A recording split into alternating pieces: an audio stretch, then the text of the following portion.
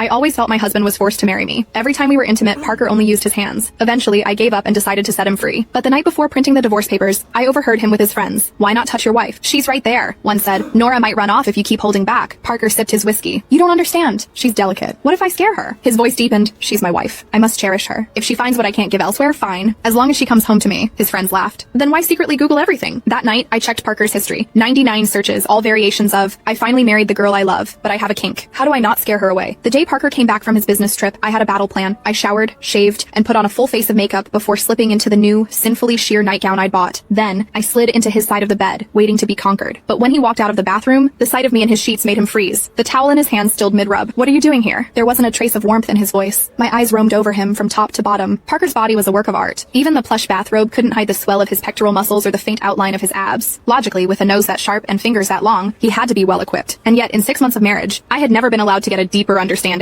Refusing to be deterred, I decided to be direct. "I'm here to sleep with you." I didn't care what excuses he came up with. Tonight, he was mine. Parker's expression flickered. His gaze dropped to my lingerie, and after a long pause, he gave a clipped, "Fine. That easy?" I was in disbelief. As he approached the bed, I felt a wave of uncertainty. The only light came from the small, mood-setting lamp on the nightstand. He lay down beside me, a wave of cool air and the clean scent of soap washing over me. My heart hammered against my ribs as I boldly wrapped my arms around his waist. Parker's entire body went rigid. A beat later, his head turned, his eyes finding mine in the dim light. His voice was a low rasp. "Do you want me to help you?" Before I could answer, he pulled away, his movement swift as he opened the nightstand drawer. The little spark of excitement inside me was instantly doused by the practiced ease of his actions. I didn't even need to ask. I knew what was coming next. He was going to fulfill his husbandly duties, just not with himself. A white-hot spike of anger shot through me. It was always like this. His own body was under lock and key, untouchable even when he was clearly aroused. When he pulled out the finger cots, my face darkened. I snatched them from his hand and threw them at his chest. "Help me with what? You're so damn vanilla. What new tricks could you possibly have?" My voice was sharp, brittle with frustration. The lamplight was too faint for me to see his expression clearly, but I could feel his dark eyes fixed on me, the intensity of his gaze like a physical touch. It was hot and maybe, just maybe, laced with confusion. All the pent-up disappointment surged to the surface. "Parker, if you can't get it up, just say so. It's not like you're the only man on the planet. I can find someone else anytime. We were married, for God's sake." Why did every encounter have to feel like he was doing me a reluctant favor? "That's not what I meant," he said, his voice strained, but still he made no move, not even to cut my face for a kiss. Anything would have been better than this cold distance. This was the third time. The third time I'd laid myself bare, only to be rejected. The disappointment was a crushing weight. I grabbed the robe I just discarded and stood up. Then I stormed out, slamming the door with a thunderous crack that echoed the shattering of my patience. I ended up at my best friend Cassie's apartment. My phone buzzed relentlessly on the coffee table. "Not gonna get that?" Cassie asked, tilting her head. I threw back a shot of tequila, the burn in my throat a welcome distraction. With a sigh, I switched my phone off completely. "What kind of trashy cigarettes did you buy?" I grumbled, my voice already raspy. "One puff and my throat's wrecked." Cassie just laughed, playfully tapping the colorful pack in her hand. "They look pretty, don't they?" She held it up for me to see, and with a few casual questions, she had the whole story out of me. Not that I was trying to hide it. There was one question that had been eating me alive. "Cassie, why won't Parker touch me? Maybe he's not